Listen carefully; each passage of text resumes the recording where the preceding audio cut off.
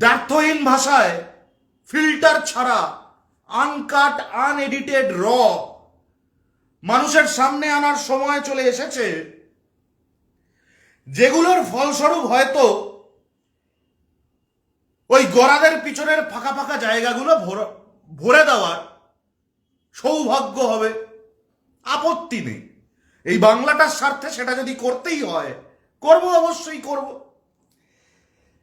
কোথা থেকে শুরু করি আজকে বলুন তো? মানে ঠিক কোন জায়গা থেকে শুরু করব? স্বাস্থ্য ভবনের সামনে যে ভণ্ডামিটা রাস্তায় হচ্ছে ওটা থেকে শুরু করব? তারা আবার কথায় কথায় ধমকি দেয়, আমাদের ব্যাপারে যদি কিছু বলেছ তাহলে কিন্তু তোমার নামটাও আমরা ঢুকিয়ে দেবো ইমেলে। ঢুকিয়ে দিয়ে বলবো যে আমাদের 5 দফা দাবি আজ হইতে 6 দফায় পরিণত করিলাম। 6ষ্ঠ দফা হিসেবে যুক্ত হইল উক্ত ব্যক্তিকে গ্রেপ্তার করিতে হইবে, নহিলে আমরা স্টেথ ঠেকাইব না। হতেই পারে, হতেই পারে, শিল্পী মানুষ বলে কথা। বাংলার মানুষকে এই ভাষা ভাষা, দোয়াশা দোয়াশা, নেকা নেকা, আসলে চারিপাশে অনেক wonder boy, wonder kid, wonderful সব ব্যাপার স্যাপার, তো ওই জন্য সবটাই ভাষা ভাষা আর দোয়াশা দোয়াশা। আজকে একটু খুলে খুলে, একটু নেড়ে চেড়ে, একটু ঘেটে ঘুটে বাংলার মানুষকে বাস্তবটা দেখিয়ে দিই।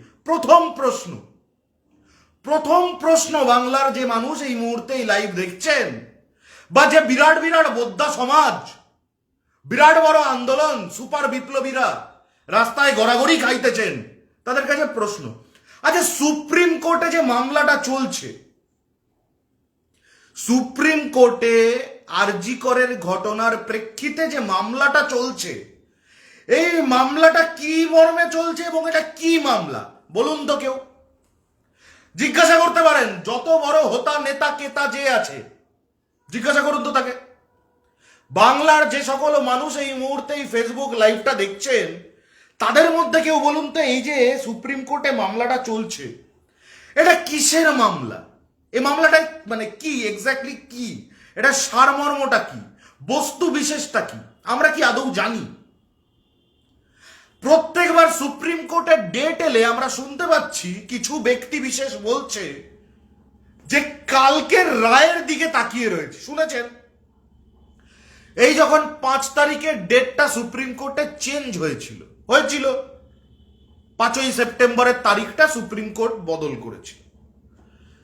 4 সেপ্টেম্বর হারমাদদের একটা কর্মসূচি ছিল। কি কর্মসূচি? ঘরে আলো নিভিয়ে দাও কর্মসূচি। আলো নিভিয়ে দাও, তারপর সুশান্ত ঘোষকে খালি ছেড়ে দাও। যাই হোক, আলো নিভিয়ে দাও কর্মসূচি ছিল। কেন বলছে? কালকে মানে ওই 4 তারিখে বলছিল 5 তারিখের রায়ের দিকে হারমাদরা তাকিয়ে আছে। আমরা সবাই তাকিয়ে থাকারই কথা, কিন্তু আমি তাকিয়েছিলাম না। কেন জানেন? তার কারণ ভুলবশত আমার মা বাবা আমাকে একটু শিক্ষা দিয়েছেন, একটু পড়াশোনা শিখিয়েছেন, যে পড়াশোনাটা ব্যবহার করে আমি জানতে পারলাম যে সুপ্রিম কোর্ট ফাঁসি ঘোষণা করবে অভিযুক্তের, অপরাধীর, এই আরজি কর কাণ্ডের অপরাধীর ফাঁসি ঘোষণা করবে, এই মর্মের মামলাটাই তো নয়। হ্যাঁ না, মানে বুঝতে পারলাম না, আরেকবার বলা হোক। 4 সেপ্টেম্বর ঘরে ঘরে সিপিএম এর হারমাদরা গিয়ে বলল আলোটা নিভিয়ে দিন, রাত 9টা থেকে 10টা আলোটা নিভিয়ে রাখুন। তাতে কি হবে? তাতে মঙ্গল থেকে ভূগোলের এই ভাগটা, ভারতবর্ষের এই ভাগটা মঙ্গল থেকে দেখা যাবে যে অন্ধকার হয়ে আছে। এতে আমরা চাপ সৃষ্টি করতে পারবো সুপ্রিম কোর্টের ওপর, যাতে সুপ্রিম কোর্ট কালকে ফাঁসি ঘোষণা করে দেবে। এরকমই তো কথা বলেছিল। অস্বীকার করতে পারবেন না, আমি হয়তো একটু ব্যাপারটাকে রসিকতায় বলছি। আমিও তো স্বস্তিকা মুখার্জির মতো বলতে পারি বেশ করেছি, রসিকতা করেছি। ওনারাও তো যখন লজিকটা আর খাটে না তখন বলে বেশ করেছি। আসবো স্বস্তিকা মুখোপাধ্যায়ের মতো একজন মহিয়সী বিপ্লবী আমাদের মাঝখানে, তার আবির্ভাব ঘটেছে, তার আবির এবং ভাব দুটো বিষয় নিয়েই কথা বলবো। সেগুলোকে তারপরে তিনি পার্সোনাল অ্যাটাক বলে দেখে দেবেন।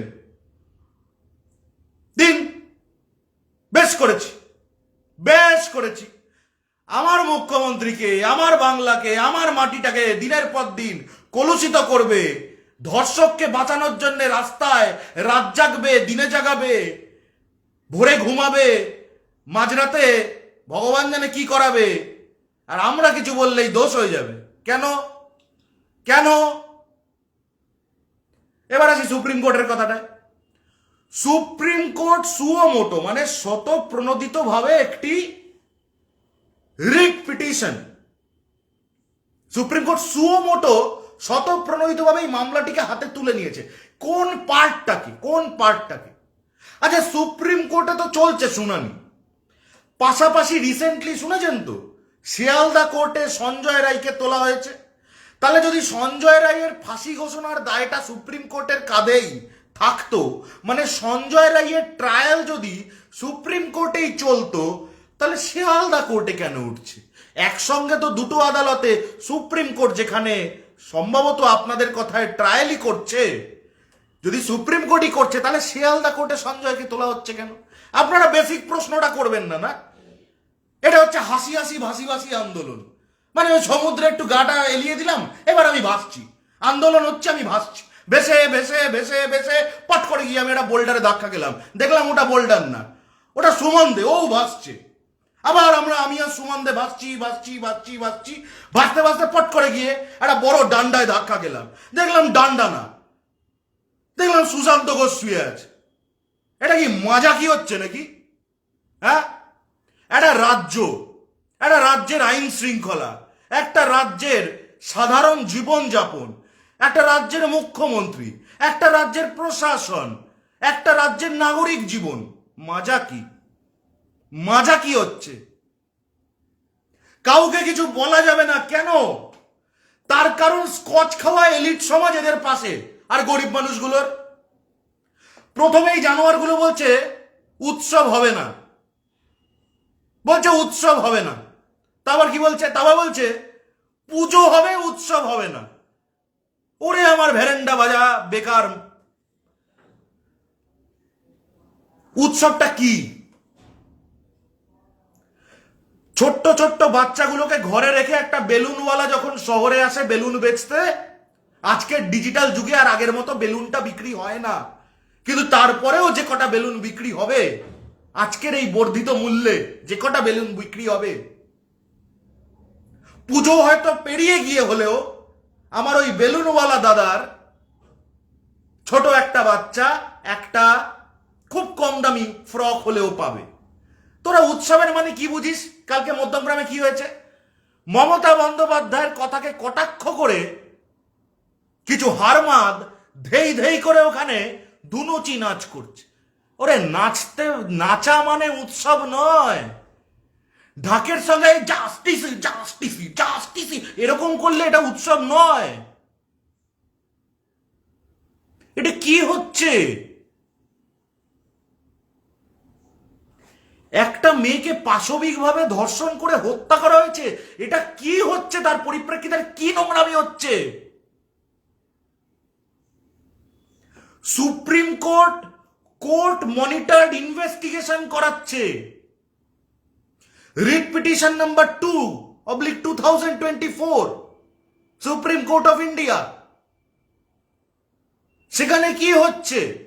সেখানে তদন্ত প্রক্রিয়াকে মনিটরিং করা হচ্ছে, যে কারণে গত ডেটেও বারংবার সিবিআইকে বলেছেন মাননীয় চিফ জাস্টিস অফ ইন্ডিয়া যে আপনারা তদন্তের স্ট্যাটাস রিপোর্ট দাখিল করুন সুপ্রিম কোর্টে।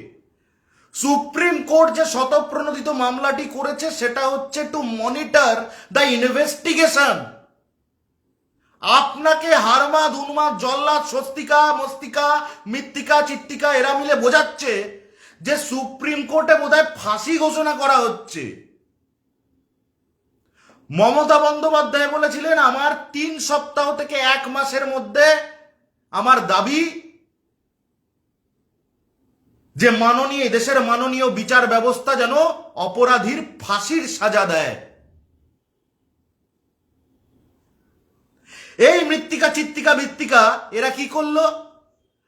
এরা জোর জবরদস্তি জামাত আর হারমাদের পয়সায় ন্যাক্কারজনক নাটক, রাস্তায় ঝুনঝুনি আন্দোলন করে পুরো জিনিসটাকে পাঠালো সিবিআই এর হাতে। এবার কি হলো, একদিকে আপনাকে বোঝাচ্ছে সুপ্রিম কোর্টের ফাঁসি ঘোষণা করার কথা, আপনাকে একবারও জানতে দেয়নি যে সুপ্রিম কোর্টে আসলে চলছে কোর্ট মনিটর ইনভেস্টিগেশন। আপনাকে বলছে ২৬ জন উকিল নাকি পশ্চিমবঙ্গ সরকার দাঁড় করিয়েছে, তারা কি করছে, তারা নাকি অপরাধীকে বাঁচানোর চেষ্টা করছে। আদপে ওখানে অপরাধীকে বাঁচানোর কোনো প্রশ্নই আসে না। ওখানে কেস পার্টি কারা? বিভিন্ন মেডিকেল অ্যাসোসিয়েশনরা। ওখানে কেস পার্টি কারা? ওখানে কেস পার্টি হচ্ছে পশ্চিমবঙ্গ সরকার, স্বাস্থ্য দপ্তর।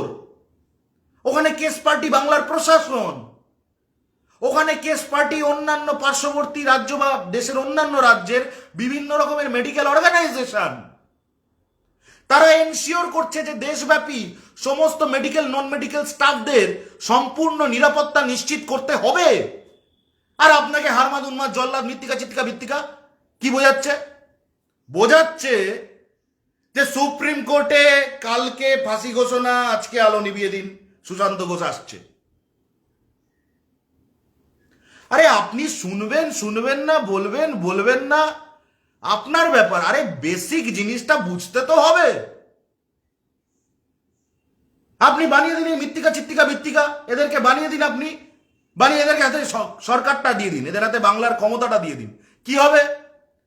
এদের হাতে যে কোনো ক্ষমতা গেলে এরা যে কোনো পলিসি কিরম ভাবে নির্ধারণ করবে বলুন তো? প্রথমে অঙ্ক করবে, খুব অঙ্ক করছি করছি করছি করছি, তারপর দেখছে গোজা মিল দিওয়ার অঙ্কটা মিলছে না, তখন কি হবে? তখন ভাবে ধর এই অঙ্কটাই চটি চাটা, বলে অঙ্কটা বাদ। আবার ব্র্যাকেটে লিখবে চটি চাটা, ব্র্যাকেটে পোটেনশিয়াল রেপিস্ট, ব্যাস বাদ। আরে ভাই, আমরা ন্যারেটিভটাকে কিসের জন্য আমরা মৃত্তিকা চিত্তিকা ভিত্তিকার ন্যারেটিভ বানিয়ে ফেললাম? ন্যারেটিভ তো ছিল আমাদের এই ছোট বোনটার পাশবিক ধর্ষণ এবং হত্যার মামলা। এই ন্যারেটিভটাকে একজন বলল এই দেশে তিনি মা হবেন না, তিনি গিয়ে কেনিয়া, নাগাল্যান্ড, কেনিয়া, উগান্ডা, যেখানে খুশি উনি গিয়ে মা হন। আমাদের কোনো, ওটা আমাদের রুচির মধ্যে পড়ে না কে কোথায় মা হবেন বা হবেন না, এগুলো। This is not the narrative of Bengal. Come to the narrative of Bengal. The narrative of Bengal is বেঙ্গলের আইন, বেঙ্গলের প্রশাসন, বেঙ্গলের ল অ্যান্ড অর্ডার ঠিক থাকবে কিনা। আপনাদেরকে বলছি ডাক্তারদের কি বক্তব্য। ডাক্তারদের তো এত নাকি রাস্তায় ডাক্তাররা আন্দোলন করছে, স্বাস্থ্য ভবনের বাইরে মৃত্তিকা চিত্তিকা ভিত্তিকা পোস্ট করছে, ওদেরকে না একটুখানি খাবার পৌঁছে দাও, ওদেরকে না একটা তুমি পেডেস্টাল ফ্যান পাঠাও। আরে ভাই, পেডেস্টাল ফ্যান দেবে না খাবার দেবে? এই ডাক্তাররা সকলে স্বাবলম্বী, জুনিয়র ডাক্তাররা স্বাবলম্বী।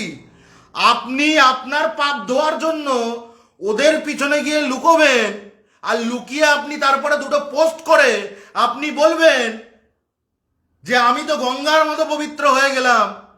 আপনার কাণ্ডকীর্তিতে আসবো দিদিভাই, আপনার কাণ্ডকীর্তিতে আসবো। এবার বলি কি বলছে ডাক্তাররা। জুনিয়র ডাক্তারবাবুরা বারবার বলছেন ওনাদের দাবি আছে, দাবি আছে, ভালো কথা। জুনিয়র ডাক্তারবাবুরা একটু আগে একটা চিফ সেক্রেটারিকে মেল পাঠিয়েছেন। মেলটাই কি লেখা?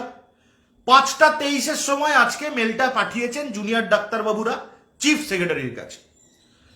Two the chief secretary state of West Bengal, respected sir, in reference to the mail sent from, বলে যে আইডি থেকে ওদের কাছে সরকারের মেলটা এসেছিল সেটা লিখেছে, অ্যাকনলেজিং ইউর লেটার, মেমো নাম্বারটা লিখেছে। Received by us on 11th September 2024 at দুপুর 3:23. We would like to mention few points. ওরা কয়েকটা পয়েন্ট তুলে দিয়েছে পশ্চিমবঙ্গ সরকারের চিফ সেক্রেটারির কাছে, যে যেগুলো যেগুলো যদি হয় তাহলে ওরা বসতে রাজি। ওকে, point number 1, we want to send a delegate team of at least 30 representatives. মানে ডাক্তারবাবুরা বলছেন দেখুন, আমরা আন্দোলনের মধ্যে আছি, গ্লুকোজ, সোডিয়াম, পটাশিয়াম কমের দিকে, 1 জন 2 জন 3 জন আমরা ভালো মতো বলতে পারছি না।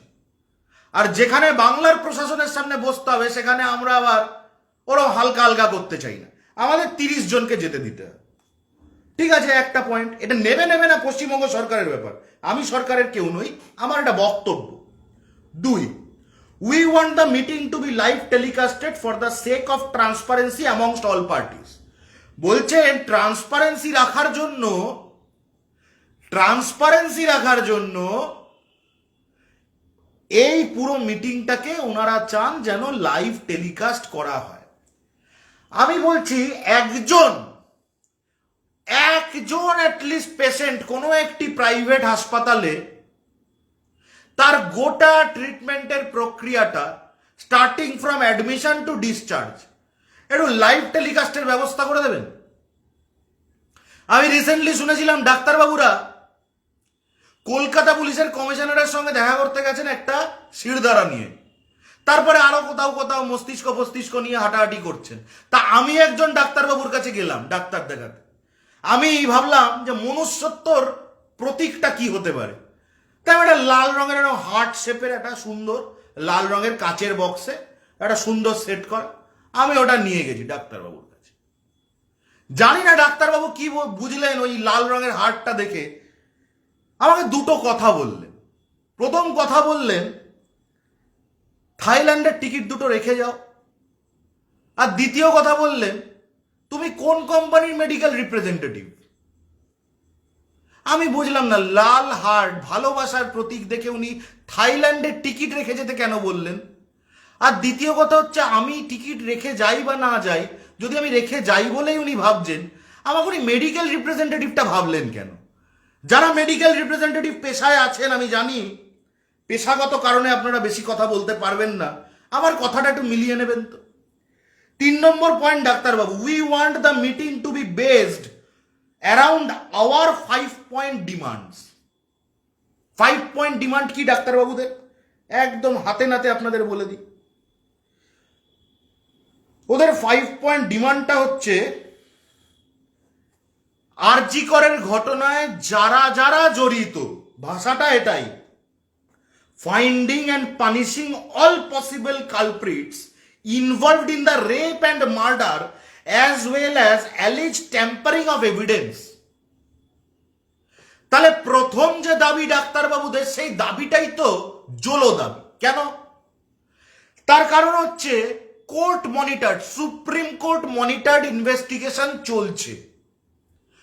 যদি বাংলার প্রশাসনের ইনভেস্টিগেশনে কোনো রকম খামতি থেকে থাকতো বা থেকে থাকে, সে বিষয়ে সুপ্রিম কোর্ট এতদিনে অবজারভেশন করতেন।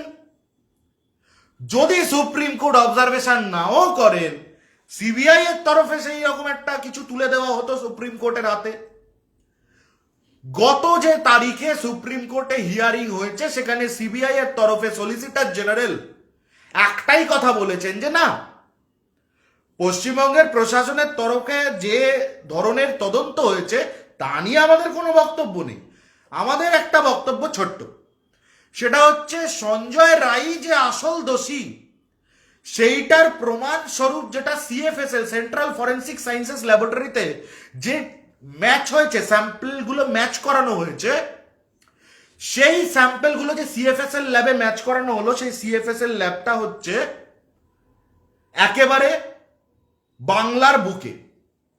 তা সিবিআই এর তরফে সলিসিটর জেনারেল জানালেন যে এটা আরো খোলাখুলি, আরো ভালোভাবে নিরপেক্ষভাবে এটা বিচার হোক, তার জন্য এটাকে আমরা দিল্লি এইমসে পাঠাতে চাই। এই যে পাঠাতে চাই, এটার জন্য কিন্তু কোনো কোর্টের ওদের আদেশের দরকার নেই। এটার জন্য কি দরকার? এটার জন্য ওদের সদ ইচ্ছার দরকার। এই পাঠাতে চাই, সুপ্রিম কোর্ট তদন্তভার, সুপ্রিম কোর্ট সুমোটো মামলা করেছে আজকে 3 সপ্তাহ হল, সিবিআই তদন্তভার হাতে পেয়েছে আজকে 29 দিন হলো। সিবিআই এই 29 দিনের মধ্যে এখনো পর্যন্ত দিল্লি এইমসে স্যাম্পলটা পাঠাতে পারলো না। তাহলে যদি কোনো রকমের লিঙ্গারিং অফ ইনভেস্টিগেশন বা lingering of hanging the criminal till death, এতে যদি কোনো লিঙ্গারিং হয়, দোষটা কার? ডাক্তারবাবুরা তো প্রচুর পড়াশোনা করে ফেলেছেন, অনেকটা। ওই যে অনিকেত বলে একজন আছেন, ওনাকে তো দেখলে মনে হয় ওনারই একটা মূর্তির প্রতিমূর্তি আমি এবার থেকে সরস্বতী পুজোয় পুজো করব। ওনাকে দেখে আমার এত বিদ্বান লাগে। এবার থেকে সরস্বতী পুজোয় অনিকেত বাবুর একটা প্রতিমূর্তিও আমরা ঘরে ঘরে পুজো করব। উনি এতটা বিদ্বান, যে কোনো বিষয়ে উনি কথা বলতে পারেন। খালি মহিলাদের সম্পর্কে কথা বলার সময় অশ্রদ্ধাপূর্ণ শব্দবাক্য ব্যবহার করেন। তাহলে ডাক্তারবাবুরা এটা বুঝতে পারছে না? মানে আপনারা চাইছেন আমরা এটা বিশ্বাস করি, বা আপনারাও কি এটা বিশ্বাস করেন যে যেটা আমি একটা সাধারণ পোস্ট গ্রাজুয়েট ছেলে যেটা বুঝতে পারি, ডাক্তারবাবুরা বুঝতে পারছেন না? কোর্ট মনিটর ইনভেস্টিগেশন চলছে, সেখানে যে বা যারা দোষী হেন তেন নানা রকম ব্যাপার, এইটা পশ্চিমবঙ্গ সরকারের হাতে নেই, এটা ডাক্তারবাবুরা বুঝতে পারছে না। You want me to believe that? Seriously? ডাক্তারবাবুদের দ্বিতীয় দাবি, disciplinary action against former RG Kar principal Sandip Kumar Ghosh. সেই সন্দীপ কুমার ঘোষ আমাদের পশ্চিমবঙ্গ সরকারের এই মুহূর্তে ঠিক কোন পদে রয়েছে, বা গ্রেপ্তারের আগে কোন পদে ছিল? কোনো পদে না, কোনো পদে না, কোনো পদেই না। শুধু TV9 বাংলা আর ঘন্টাখানেক আনন্দ, এরা কি নোংরা নাম চ্যানেলের, ঘন্টাখানেক আনন্দ, যাই হোক, এই TV9 বাংলা আর ঘন্টাখানেক আনন্দ একটা খবর লিক করেছিল যে বিরাট নাকি পদোন্নতি করে দেওয়া হয়েছে সন্দীপ কুমার ঘোষের। সর্বৈব মিথ্যা। এমন কোন সার্কুলার এমনকি সিবিআইও আজ পর্যন্ত দেখাতে পারলো না। সুমন দে তো পারেইনি, থুতনিটা এরকম করে ধরে উনি খবর বলে যাচ্ছে। তাহলে এই যে দ্বিতীয় দাবিটা ডাক্তারবাবুদের, মানে জল এতটা মিশে গেছে, জল আর দুধ আলাদা করতেই হচ্ছে না, পুরোটাই জল, দুধ নেই। 3 নম্বর, resignation of Kolkata police commissioner Vineet Goyal. Okay, on what grounds? আমি জানি আমি সরকার বা প্রশাসনের কেউ নই, আমি একজন সাধারণ নাগরিক এই বাংলায়। এই অনিকেত বা কিঞ্জল নন্দদের যতখানি অধিকার আছে এই বাংলায়, তার থেকে একটু বেশি বই কম অধিকার আমার নেই। বেশি কেন বললাম? বেশি এই কারণেই বললাম, এই বাংলার যেন শান্তি শৃঙ্খলা বজায় থাকে, তার জন্য আমরা নিজেদের জীবনের সুখ স্বাচ্ছন্দ্যগুলোকে বলি দিয়ে দিনের পর দিন কাজ করি। যাই হোক, সেসব তর্কে গেলাম না, ওনারাই মহান, আমরা নিকৃষ্ট। আমি বলছি, এই যে Vineet Goyal commissioner of police Kolkata police, ওনার তদন্ত, ওনার কি চায়? রেজিগনেশন। কেন? সঞ্জয় রায় যে নাকি গ্রেপ্তার করলো ওই আরজি করের একজন রেসিডেন্ট মহিলা ডাক্তারের ধর্ষক খুনি সঞ্জয় রায়কে, যে কলকাতা পুলিশ গ্রেপ্তার করলো, সেই সঞ্জয় রায়কে গ্রেপ্তার করাটা কি তাহলে বিনীত গোয়েলের ভুল হল? জুনিয়র ডাক্তাররা কি বার্তা দিতে চাইছেন? আচ্ছা, আমরা কি একবারও এই প্রশ্ন কেউ তুলেছি? আপনি ভাবুন, ভাবুন, আমরা যে মোটামুটি 1000-5 লোক এখন একসঙ্গে কথা বলছি, শুনছি, এই 1000-5 মধ্যে ধরুন আমরা 500 জন একটা কোম্পানিতে চাকরি করি। ধরুন এই মুহূর্তে আমরা একটা কোম্পানিতে একটা বিল্ডিং এ চাকরি করছি। এই কোম্পানিটা অনেকটা বড়, বিল্ডিং অনেকগুলো আছে বিভিন্ন জায়গায় ছড়িয়ে ছিটিয়ে, বাট এক ক্যাম্পাসেই আছি আমরা, মোটামুটি 500 জন। হ্যাঁ, বিভিন্ন প্রোফাইলের। এবার তার মধ্যে একজন কারোর সঙ্গে এরকম একটা পাশবিক ধর্ষণ খুন হলো, আমরা কেউ একবারও প্রশ্ন তুলেছি বাকিরা কোথায় ছিল? ওই ক্যাম্পাসের বাকি কেউ কেন শুনতে পেল না? ওই ক্যাম্পাসের বাকি কেউ কেন সাড়া দিল না? আমরা প্রশ্ন তুলেছি যে আক্রান্ত বোনটা চিৎকার করলে সেই চিৎকার কেন কারোর কানে পৌঁছালো না? কেন কেউ বা কারা সেই চিৎকার শুনতে পেলেন না? কোনো একটি উইংয়ে নাকি সেদিন রাত্রিবেলায় পার্টি চলছিল, ये मैं हूं, ये मेरा आरजी करे और यहाँ पार्टी हो रही है চলছিল। তা সেই পার্টিটা চলাকালীন আমি কি কি সাবস্টেন্সের কন্ট্রোলের আওতায় ছিলাম যে আমি আমার একজন সহকর্মীর আর্তনাদ শুনতে পেলাম না? প্রশ্ন উঠেছে একবারও? প্রশ্ন উঠেছে একবারও? তার কারণ আমরা ভাবিনি। আমরা কেন ভাবিনি? আমরা যাতে ভাবতে না পারি তার জন্যই গোড়াতেই আন্দোলনটাকে সহিংস আন্দোলনে পরিণত করা হলো। Narrative was continuously being molested since day zero. Narrative was being molested. ন্যারেটিভটাকে আপনাকে ভাবতে দিল না। আপনি প্রশ্নটাই তুলতে পারলেন না যে আচ্ছা একটা মেয়ে একটা ক্যাম্পাসের মধ্যে এরকম পাশবিকভাবে ধর্ষিতা হচ্ছে, কোন হচ্ছে, এক টুকরো আর্তনাদ কারোর কানে যায়নি। বাংলা কিন্তু একবারও আঙুল তোলেনি যে you you you might be the probable suspect of being a partner in crime.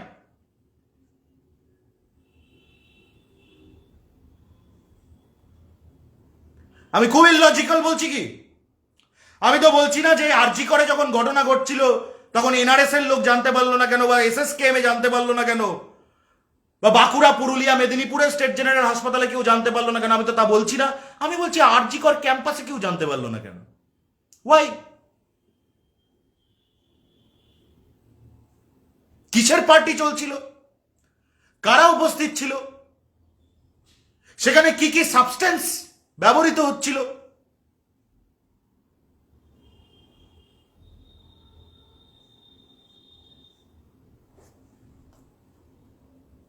তিনটে দাবি ডাক্তারদের। চিফ সেক্রেটারি, মুখ্যমন্ত্রী তো অনেক অনেক অনেক উপরে। আমি একটা সাধারণ ছিল। ডাক্তারবাবুদের, অতি অতি শিক্ষিত ডাক্তারবাবুদের তিনটি দাবি কেমন তাসের ঘরের মতো ভেঙে পড়ে গেল না? 4, increase security for healthcare workers are the instructions of the Supreme Court after the formulation of the National Task Force. Supreme কোর্টের নির্দেশানুসারে ন্যাশনাল টাস্ক ফোর্স গঠিত হওয়ার পরবর্তীতে প্রতিটি রাজ্য সরকারের কাছে একটি করে মডিউল দেওয়া হচ্ছে by the national task force সমস্ত সিকিউরিটির বিষয় এনশিওর করার জন্য, এবং সেই ন্যাশনাল টাস্ক ফোর্স খতিয়ে দেখবে পুঙ্খানুপুঙ্খভাবে যে ওই সমস্ত যে বিষয়গুলো, যে সিকিউরিটি বা অন্যান্য বিষয়গুলো, সেগুলো যথাযথভাবে সে রাজ্যের সরকার বজায় রাখছে কিনা, মেনটেন করছে কিনা, প্রোভাইড করছে কিনা, এবং কি কি সিকিউরিটি প্রোভাইডেড হচ্ছে সেটা এনলিস্ট করতে হবে। ওরকম বললে হবে না সব জায়গায় পুলিশ আছে, ওরকম না। It has to be enlisted, enumerated, and that has to be tag to the national task force. ঠিক? এর থেকে যদি আমি দুদিন পিছিয়ে যাই, এই সমস্ত ন্যাশনাল টাস্ক ফোর্স হওয়ার আগে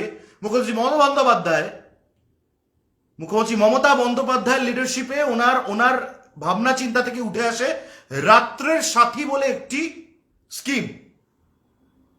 এই স্কিমের আওতায় উপযুক্ত পরিমাণে, যথেষ্ট পরিমাণে মহিলা সিকিউরিটি পার্সোনেল, পুলিশ, মহিলা পুলিশ মজুদ থাকবেন, উপস্থিত থাকবেন যে কোনো মেডিকেল ক্যাম্পাসে, মেডিকেল কলেজ অ্যান্ড হসপিটালের ভেতরে, এবং সে সমস্ত জায়গায় যেখানে মহিলারা ডিউটিতে রয়েছেন। তাহলে চতুর্থ দাবি ডাক্তারবাবুদের, increase security for health care workers. ডাক্তারবাবুরা বুঝবেন কি করে যে সিকিউরিটি আছে কিনা পশ্চিমবঙ্গ সরকারের তরফে? তার কারণ ওই ডাক্তারবাবুদের মধ্যেই একজন কলমের খোঁচায় আরজি কর হাসপাতাল অ্যান্ড মেডিকেল কলেজের ক্যাম্পাসটাকে বর্তমানে নিয়ে গিয়েছে কার আন্ডারে? সেন্ট্রাল ফোর্সের আওতায়। তাহলে পশ্চিমবঙ্গ সরকার যখন ওই সিকিউরিটির দায়িত্ব আবার ফিরে পাবে, তখন পশ্চিমবঙ্গ সরকার কি ধরনের সিকিউরিটি প্রোভাইড করবে? ওটা কি মুখে বলতে হবে? মানে অনিকেত বাবু যিনি আছেন, মহাবিদ্যান,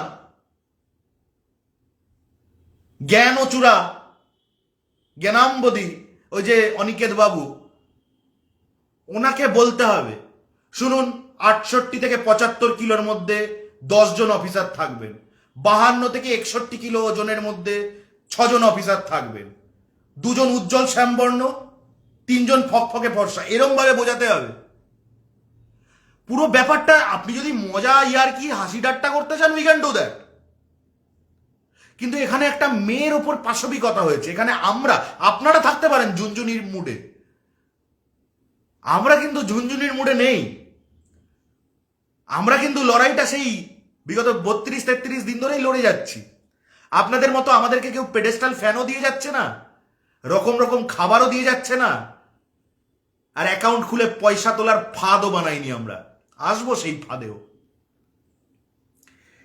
ডাক্তারবাবুদের পঞ্চম দাবি, an end to the alleged threat culture in hospitals and medical colleges across West Bengal. ডাক্তারবাবুদেরকে আমি বলতে চাই, এই যে অ্যালিজ থ্রেট কালচারের কথা বলা হচ্ছে, বিভিন্ন হাসপাতাল মেডিকেল কলেজের ভেতরে নাকি একটা থ্রেট কালচার চলছে, একদম নাম ধরে ধরে প্রমাণ সহ আপনারা কতগুলো অভিযোগ ইতিপূর্বে দায়ের করেছেন, নাম বলুন। আপনারা কতগুলো অভিযোগ দায়ের করতে গিয়েছেন যেটা প্রশাসন নিতে অস্বীকার করেছে, দেখাতে পারবেন আপনারা? সেই যে কমপ্লেনগুলো কোন থানা থেকে আপনাদের ওই রিসিভড কন্টেন্টস নট ভেরিফাইড বলে স্ট্যাম্প করে দিয়েছে, দেখাতে পারবেন? আপনাদের হাসপাতাল মেডিকেল কলেজ কর্তৃপক্ষের কাছে আপনারা লিখিত দিয়েছেন সেরকম থ্রেট কালচার বা সেরকম গুন্ডা তাদের বিরুদ্ধে, দেখাতে পারবেন? আপনি বলছেন আজকে বলছেন, বলুন, কোনো অসুবিধা নেই। আর এই যে 5টা দাবি আমরা চূর্ণ বিচূর্ণ করে দিলাম, আপনারা এর পরেও লজ্জা ঘেন্না ভয় 3 থাকতে নয়, পরের দুটো মনে হয় আছে, প্রথমটা একেবারেই নেই। 5টা দাবি, চিফ সেক্রেটারি মুখ্যমন্ত্রী অনেক দূরের কথা, একটা সাধারণ জার্নালিস্ট আপনাদের 5টা দাবি ঠোঙায় মুড়ে হাতে ধরিয়ে দিল। কেন জানেন? তার কারণ আপনারা অনেস্টলি কোনো দাবি করেননি। আমাকে একজন বললেন যে ডাক্তাররা যেটা করছে সেটা হচ্ছে ওই মানি হাইস্ট বলে একটা ওয়েব সিরিজ আছে, সেখানে ডাকাতরা দে আর বাইং টাইম। এখানে ডাক্তারবাবুরা দুর্ভাগ্যবশত ডাকাতদের মতো করে বাইং টাইম। এই যে আজকে বলেছে না যে না 10-12 জন না, আমাদের 30 জনকে যেতে দিতে হবে, এটা কি জানেন? কোনো 30 জন নিয়ে ওদের দাবি নেই, কিন্তু এটা হচ্ছে আরেকটু সময়টাকে বিলম্বিত করার একটা ট্রিক, একটা ট্যাকটিক, একটা ছল চাতুরি। কেন?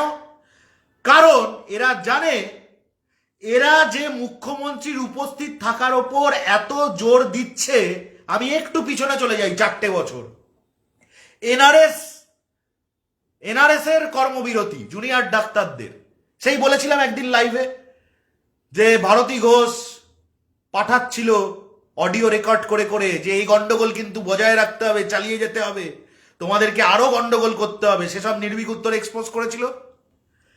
সেই এনআরএস এর কর্মবিরতির কথা বলছি। সেখানকার ডাক্তারবাবুরাও শর্ত দিয়েছিলেন যে মমতা বন্দ্যোপাধ্যায়কে উপস্থিত থাকতে হবে ওই মিটিংয়ে। কি হয়েছিল জানেন? একদম শেষটা, আজ থেকে ঠিক 4 বছর আগে মমতা বন্দ্যোপাধ্যায়, মুখ্যমন্ত্রী মমতা বন্দ্যোপাধ্যায়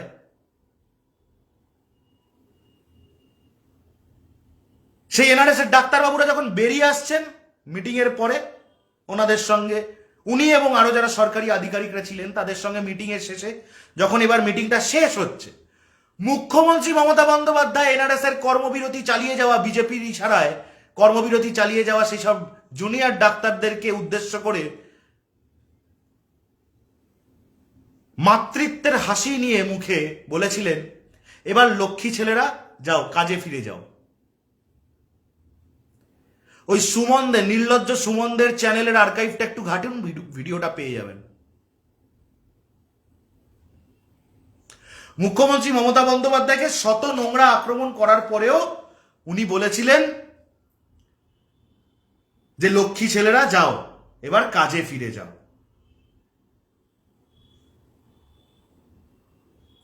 অ্যাকচুয়ালি যারা এই গোটা আন্দোলন এটাকে যদিও বলা যায় না, কারণ এটাকে আন্দোলন বলা মানে ইতিপূর্বে ভারতবর্ষের বুকে যত আন্দোলন হয়েছে সে সমস্ত আন্দোলন যারা করেছেন তাদের সকলকে অপমান করা।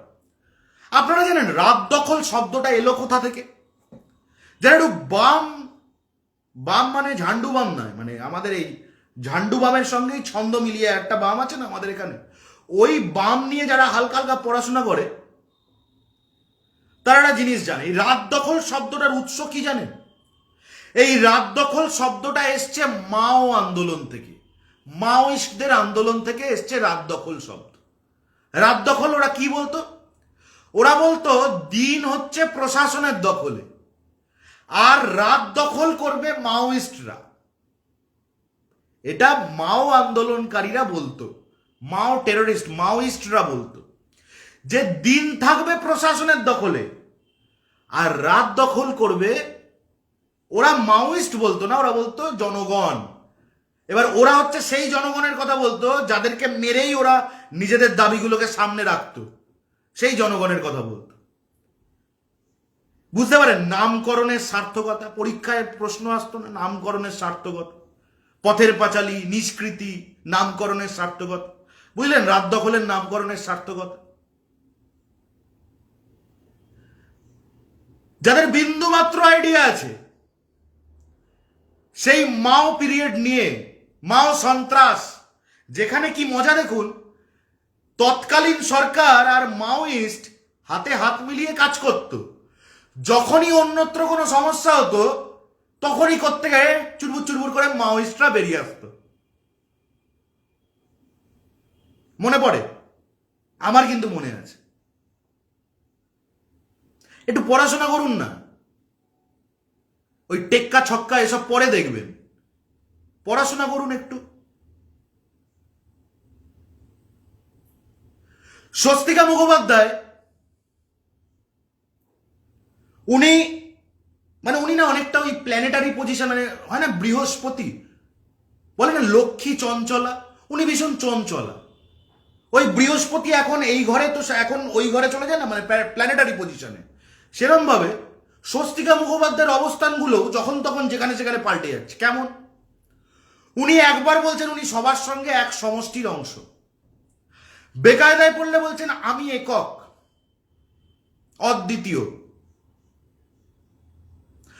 কখনো উনি বলছেন উনি কোনো রাজনৈতিক রঙে নেই, কখনো উনি দীপশিতা ধরের পোস্ট শেয়ার করে ফেলছে, কখনো উনি বলছেন উনি উৎসবে ফিরছেন না, কখনো উনি ওনার আপকামিং সিনেমার প্রমোশন চালু রাখছেন। উনি কখনো বলছেন যে শ্রীলেখা মিত্র সবাইকে নিয়ে উনি একটা ব্রিগেড, কমরেড। আবার কখনো বলছেন অন্য কারোর দায় ওনার নয়। আসলে এই কথা পাল্টানো, আমি একটু পড়াশোনা করছিলাম, আমি একজন রবীন্দ্রসঙ্গীত শিল্পীর নাম পেলাম, সাগর সেন। আমি সাগর সেনের কিছু পারিবারিক দুঃখ কষ্টের ব্যাপারে একটু পড়াশোনা করছিলাম। আমি দেখলাম স্বস্তিকা মুখোপাধ্যায়ের বিষয়ে ওনার উইকিপিডিয়াতে কিছু তথ্য আছে। খারাপ লাগলো, দুঃখ পেলাম, মনের এই জায়গাটায় কষ্ট হলো। কি হয়েছিল জানেন? সালটা 2000, আজ থেকে 24টা বছর আগে। আমি জানি আমি এই কথাগুলো বলার পরে স্বস্তিকা দেবী ব্যাপারটাকে এরকম একটা রং দেবেন যে আমি কারোর সন্তানকে আঘাত করতে চেয়েছি। যে সন্তানের কথা উনি বলবেন তিনি তো এই বাংলার একজন ঘরের মেয়ে, তার প্রতি ওনার থেকেও বেশি কেয়ারিং আমরা এই গোটা বাংলার মানুষ। সেই কারণে সেন ভিকটিম কার্ড খেলবেন না অন্য কারণ নামে। স্বস্তিকা দেবীর নিজের উইকিপিডিয়ায় লেখা প্রমিত সেন বলে সাগর সেনের পুত্রের সঙ্গে স্বস্তিকা দেবীর বিবাহ পরবর্তী কিছু সমস্যার সৃষ্টি হয়, যেখানে স্বস্তিকা দেবী দাবি করেন তার ওপর পণের জন্য চাপ সৃষ্টি করা হচ্ছে সাগর সেনদের তরফে, এবং সেই চাপ সৃষ্টির পাশাপাশি তাকে মারধর করা হচ্ছে, টর্চার করা হচ্ছে। এরপরে মামলাটি আদালতে যায়। আদালত, মহামান্য বিচারালয়, ওই যেখান থেকে জাস্টিস নেওয়ার জন্য এত ছটপটানি, মহামান্য বিচারালয় বলেন এই সমস্ত অভিযোগগুলি, আমি বিচারককে, মাননীয় ম্যাজিস্ট্রেট মহাশয়কে কোট করছি, হার অ্যাকিউজেশনস আর আনফাউন্ডেড মানে খুঁজে পাওয়া যায়নি, ফলস মানে মিথ্যা, বেসলেস মানে ভিত্তিহীন, এবং স্পেকুলেটিভ মানে গোদা বাংলায় আন্দাজে ঢিল মারা, মানে কোনো একটা ঘটনা ঘটার আগে উনি ভেবে ফেলছেন এরকম ঘটবে। এবং কনসিকুয়েন্টলি সাগর সেনের পুত্র প্রমিত সেনের ভাই স্বস্তিকা দেবীকে ডিফেমেশনের মামলায় বিদ্ধ করেন, যেখানে তাদেরকে দেওয়া ক্ষতিপূরণের মূল্য দাঁড়ায় ভারতীয় মুদ্রায় তৎকালীন 7,70,00,000 টাকা।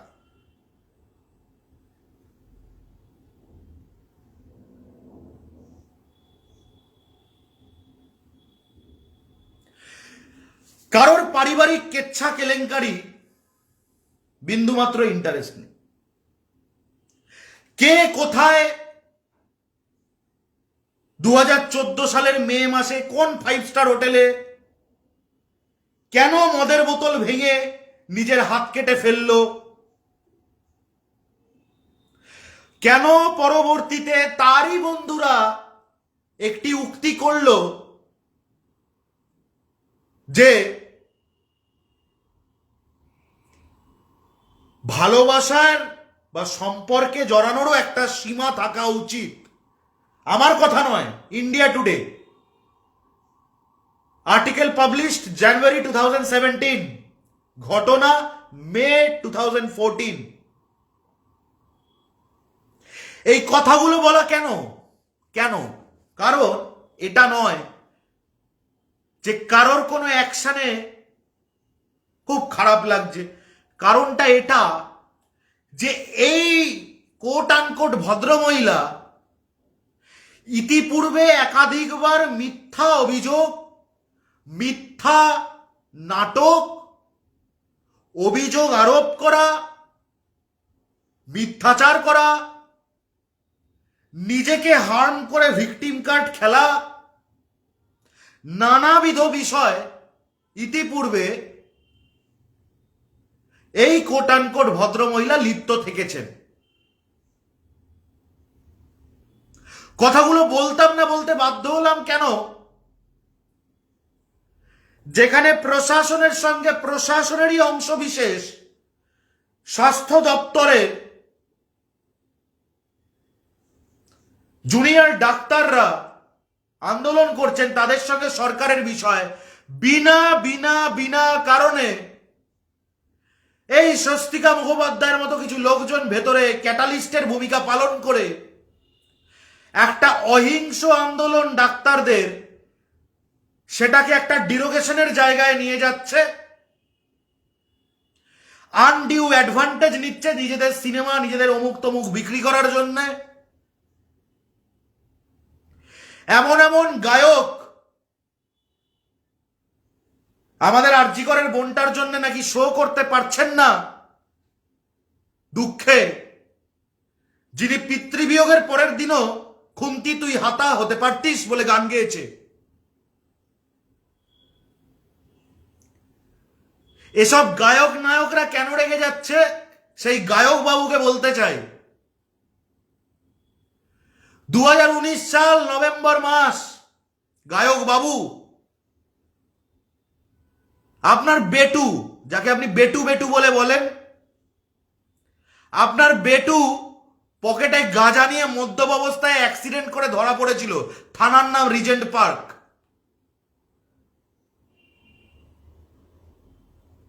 গায়ক বাবু, ইট মারবেন, পাটকেল খাবেন, আমাদের ইট খেতে ভয় নেই, কারণ আমাদের লুকোনোর কিছু নেই, কিন্তু আপনাদের লুকোনো এজেন্ডা আছে। আর কবে আর কবে তোমাদের বোধোদয় হবে? গান বেঁধে দিয়ে মহান শিল্পী বলছে না আমার প্রোগ্রাম করতে ইচ্ছে করছে না, বলে দিল, দিয়ে দেখছি লন্ডন ট্যুর, 7খানা শো। তেনার কিছুই কখনো ইচ্ছে করে না। যে ভক্তদের ওপর ভর করে তিনি আজ সুপারস্টার, তারা একটা সেলফি চাইলে তিনি রেগে যান, তারা অটোগ্রাফ চাইলে তিনি পেন ছুঁড়ে মারেন, তারা হাত বাড়িয়ে দিলে তিনি কবজি ধরে টান মারেন। তিনি এমন আনমনে গিটার বাজিয়ে গান গেয়ে যান যে দেখো আমি কিন্তু তোমার জন্য গাইছি না, আমি নিজের সাধনায় গাইছিলাম, তুমি শুনে তোমার ভালো লেগেছে তোমার ব্যাপার। আমি বলছি এভরিবডি, ইচ অ্যান্ড এভরিবডি, যারা যারা প্রত্যক্ষ বা পরোক্ষভাবে এই কনস্পিরেসিতে সামিল হচ্ছেন, তাদেরকে সাবধান করতে চাইছি, বাংলার মানুষ কিন্তু সোজা কথা নয়। আজকে কেন বাংলার মানুষ বলুন তো, বলুন, এটা শুনি, কোথাও শুনলাম না চারিপাশে এত ওয়ান্ডার বয় ওয়ান্ডার গার্ল ঘুরছে। কেন এবার দুর্গাপুজোয় অশৌচ? কি কারণে সিপিএম এই কথা রটাচ্ছে? একজন কেউ কমেন্ট করুন দেখি, কেমন আপনারা বুঝতে পেরেছেন খেলাটা? এইবারের দুর্গাপুজোয় উৎসব হবে না, অশৌচ হবে, কেন? একজন কেউ কমেন্ট করুন দেখি, কেমন বুঝলেন? হারমাদের হারমাদি আপনারা, দেখি কেমন বুঝলেন, বলুন।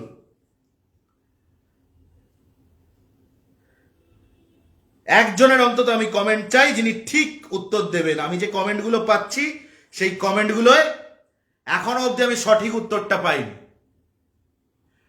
এইবারের দুর্গাপুজোয় এক্স্যাক্টলি সৌমেন ভট্টাচার্য বুদ্ধ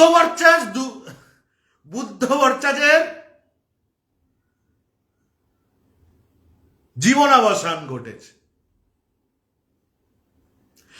আরমাদরা কতটা দখলদারির রাজনীতি করে আপনি দেখুন। বুদ্ধদেব ভট্টাচার্যের প্রতি কারো শ্রদ্ধা জ্ঞাপন করার থাকলে সে তার নিজের মতো করে শ্রদ্ধা জ্ঞাপন করবে। বুদ্ধদেব ভট্টাচার্যকে সত্যি বলুন তো, আমরা কি ভুলে যাবো না তো? নেতাই নন্দীগ্রাম ভুলে যাবো নাকি? সিঙ্গুর ভুলে যাবো নাকি?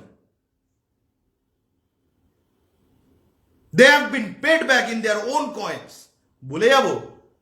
বুদ্ধ ভট্টাচার্যের মতো মানুষকে ভোলাই যায় না।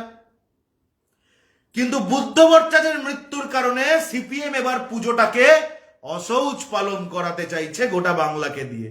বোঝেন? এই অন্তর্নিহিত রাজনীতি বোঝেন?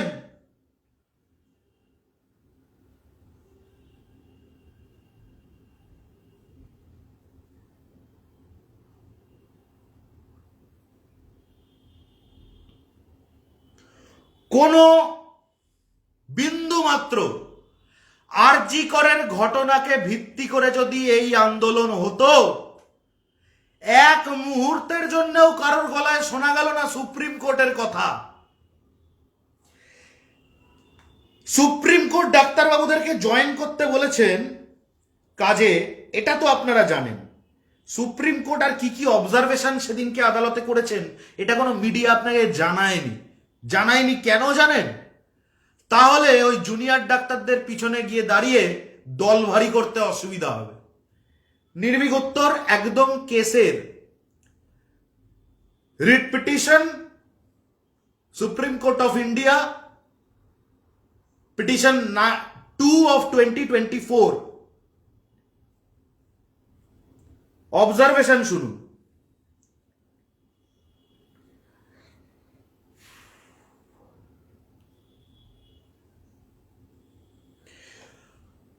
Further, as the resident doctors of different medical colleges and hospitals across the state have been abstaining from the duty for last 28 days, the healthcare system is facing severe disruptions and can come to a standstill, as resident doctors are the backbone of healthcare in government medical colleges and hospitals.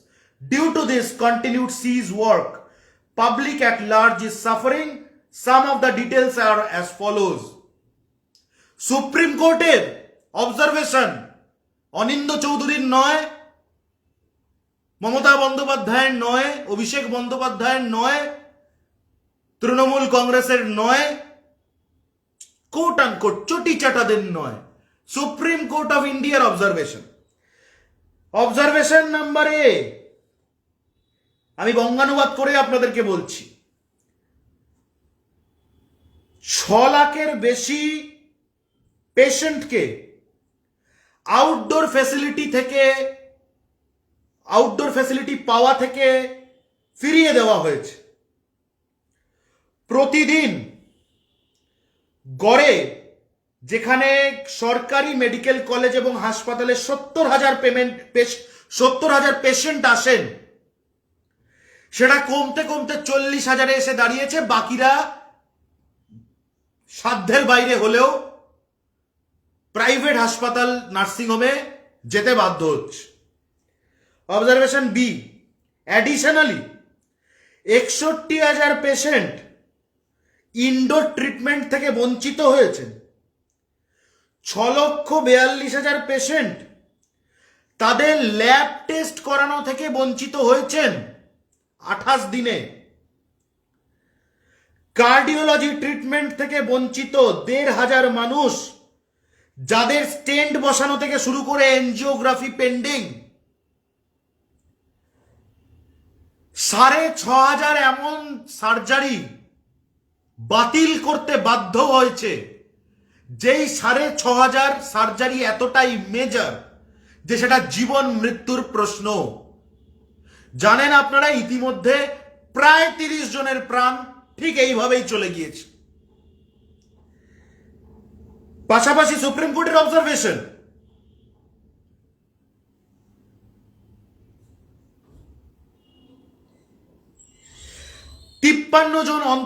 অন্তত 53 জন cancer পেশেন্টকে এই কর্মবিরতির জেরে তাদের জীবনদায়ী চিকিৎসা এমনকি chemotherapy থেকে বঞ্চিত করেছে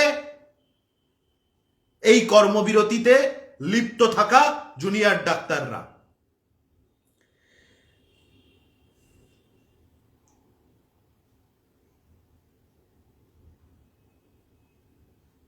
এবং মৃত্যু তো সেই সময় অবধি 24 জন, 20 রেকর্ডেড। এগুলো ছিল মাননীয় সুপ্রিম কোর্ট অফ ইন্ডিয়ার অবজারভেশনস। আমার প্রশ্নটা খুব সহজ। আমার প্রশ্নটা হচ্ছে, আমি কে উৎসবে ফিরবে, কে ফিরবে না, কে ছিড়বে খাতার পাতা, কে ছিড়বে না, এই নিয়ে আমার কোনো বক্তব্য নেই, থাকতে পারে না। এবং আমার মনে হয় আপামর বাংলাবাসীর এই নিয়ে কোনো বক্তব্য নেই। কিন্তু ইতিমধ্যে আমরা দেখতে পাচ্ছি, শুনতে পাচ্ছি, জানতে পাচ্ছি বিভিন্ন মাধ্যমে, প্রত্যক্ষভাবে কিছু ব্যক্তি বিশেষ তারা নিজেরা লিপ্ত থাকছে এবং অন্যদেরকে ইন্ধন যোগাচ্ছে। দুর্গাপূজা চলাকালীন বাংলার বুকে কিছু জমায়েত, কিছু হিংসাত্মক কোট আনকোট আন্দোলন, কিছু ঝুনঝুনিক বাজানো কর্মসূচি, এই হেন কিছু বিষয়বস্তু করে জনজীবন ব্যাহত করবে এবং উৎসবের নিজস্ব ছন্দকে ব্যাহত করার জন্য মাঠে নামবে। আমি বাংলার প্রত্যেকটা মানুষের কাছে একটি মানবিক আবেদন রাখতে চাই। দুর্গাপুজো না হলে যেমন প্যান্ডেল বাঁধা থেকে শুরু করে মৃৎশিল্পী থেকে শুরু করে মৃৎশিল্পীদের সঙ্গে যারা বিভিন্ন অনুসারী শিল্পে জড়িত, ঠাকুরের গয়না থেকে, অস্ত্র থেকে, ঠাকুর পৌঁছে দেওয়া থেকে, গাড়িতে যারা থাকেন, লেবাররা থাকেন থেকে শুরু করে ঢাকি এবং অন্যান্য যারা যারা প্রত্যক্ষ বা পরোক্ষভাবে ওই মণ্ডপটার সঙ্গে জড়িত থাকেন, তাদের ভাত কেড়ে নেওয়া যেমন, তেমনই পাশাপাশি উৎসবের নিজস্ব ছন্দকে যদি কোথাও ব্যাহত করা হয়, আপনি ভাবুন, আপনি মধ্য কলকাতা, আপনি সেন্ট্রাল অ্যাভিনিউ দিয়ে হেঁটে যাচ্ছেন, আপনার ছোট বাচ্চা আপনার এক হাতে, আরেক পাশে আপনার স্ত্রী বা মহিলারা ভাবুন, আপনার স্বামী ছুটি পাননি বা সঙ্গেই আছেন, দুই সন্তানকে নিয়ে আপনি বেরিয়েছেন, মা বেরিয়েছে সন্তানদের নিয়ে মায়ের সঙ্গে দেখা করার জন্য।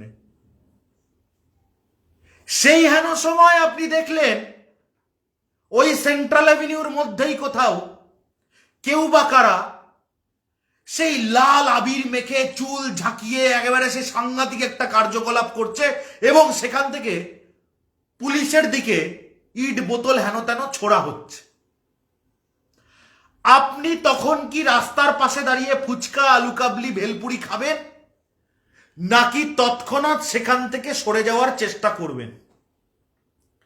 আপনি কি সেই হেন মুহূর্তে সেই এলাকায় দাঁড়িয়ে বেলুনটা কিনবেন, নাকি আপনি চাইবেন আপনি সেখান থেকে আপনার সন্তানদের নিয়ে, আসলে সন্তানদের নিয়ে আনন্দ করার জায়গাটাই তো হচ্ছে দুর্গাপুজো, এদেশের সর্ববৃহৎ উদযাপন, ইউনেস্কো বলেছে। তাহলে আপনি কি ওই লাল আবির আর কাঁচের বোতল ওই মুহূর্তে ওই পরিবেশে দাঁড়িয়ে আপনার বাচ্চাকে বেলুন কিনে দেবেন? আপনি কেন বললাম কথাটা? আপনাকে ভয় দেখানোর জন্য একেবারেই নয়, বললাম এই কারণে যে ওই যে একটু আগে বললাম না, মণ্ডপের সঙ্গে প্রত্যক্ষ বা পরোক্ষভাবে যারা যুক্ত, তার বাইরেও একটা ইকোনমি আছে, যেটাও কয়েক হাজার কোটি টাকার ইকোনমি। ওই পুজোর 5টা-7টা দিনে ওই বেলুনওয়ালাটার, ওই ফুচকাওয়ালাটার, ওই ভেলপুরিওয়ালাটার বিক্রি হলো না। ওই দাদাটা বাড়িতে সেদিন টাকা নিয়ে ফিরতে পারলো না। এই পরিবারটা যদি অনাহারে গলায় দড়ি দেয়, এই আন্দোলনকারীরা কি বলবে তার উদাহরণ পরশু রাতেই আপনারা পেয়েছেন।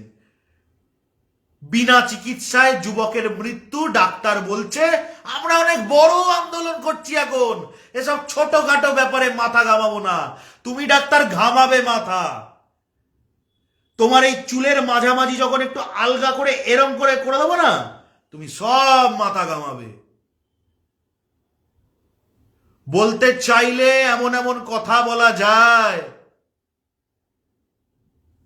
যে স্টেথো কানে লাগালেই হেডফোনের মতো শুনতে পাবে। যাদের বাবা মায়েরা দিনের পর দিন স্যাক্রিফাইস করে করে ছেলে মেয়েদেরকে ডাক্তার বানায়, তাদের বাবা মায়েরা যখন দেখে যে আমার ছেলেটা বা মেয়েটা একটা মেডিকেল রিপ্রেজেন্টেটিভের কাছে হাতবন্দি, তখন বাবা মাটা খুশি হয় না। শির দ্বারা তুমি কাকে দেখাও আর মনুষ্যত্বর পাঠ তুমি কাকে পড়াও?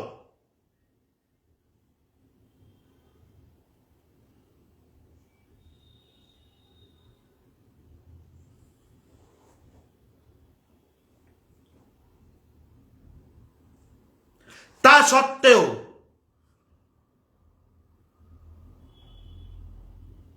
সত্ত্বেও যে নির্মম, যে পাশবিক আক্রমণ একজন ডাক্তারের ওপরে হলো, একজন মানুষের ওপরে হলো, তাকে তো আপনারা মানুষ থাকতে দিলেন না। তাকে আপনারা বারবার ডাক্তার ডাক্তার বলে আলাদা করবেন, ঠিক আছে করুন, আপনারা যেটাতে খুশি সেটাই করুন। তার ছবিগুলো তো গোপন রাখলেন না, ছড়িয়ে দিলেন। এখন নেকা সাজছেন, এখন আপনি মমতা বন্দ্যোপাধ্যায়কে শেখাচ্ছেন সংবেদনশীলতা কাকে বলে। মমতা বন্দ্যোপাধ্যায় উৎসবে ফিরুন বলছেন, কারণ ওই ছোট প্রান্তিক মানুষগুলো যারা ব্যবসা করে এই কটা দিন খায়, যে মিউজিশিয়ানরা মঞ্চে বাজান, বড় বড় গায়ক গায়িকারা তো গেয়ে চলে যান, ছোট ছোট মিউজিশিয়ানগুলো আটপেটা খায়, জানেন আপনারা? কোভিডের সময় তাদের পাশে দাঁড়িয়েছিল পশ্চিমবঙ্গ সরকার, তাদের পাশে দাঁড়িয়েছিলেন আমি দেখেছি রাজারহাট গোপালপুরের এমএলএ অদিতি মুন্সি পাশে দাঁড়িয়েছিলেন। স্বস্তিকা মুখার্জি একদিন একজন মিউজিশিয়ান কোভিড পিরিয়ডে খাবার পেল কিনা খবর নিয়েছেন?